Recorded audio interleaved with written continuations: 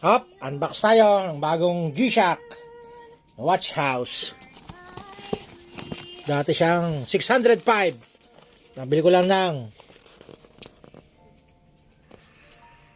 484 dirhams.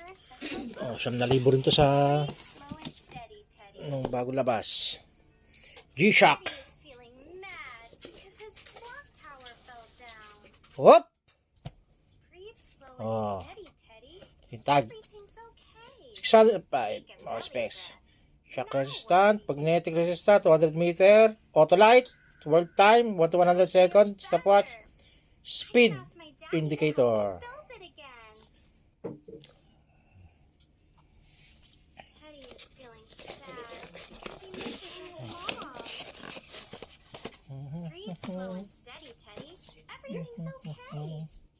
Charan!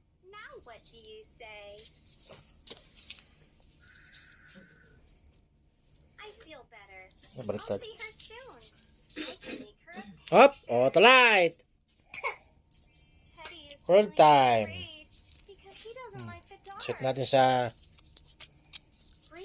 ibang lugar. Pupus daw ito matagal.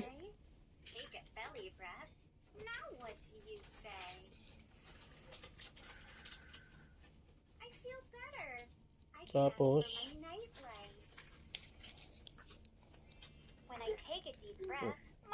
ayun. So, figure out what I need.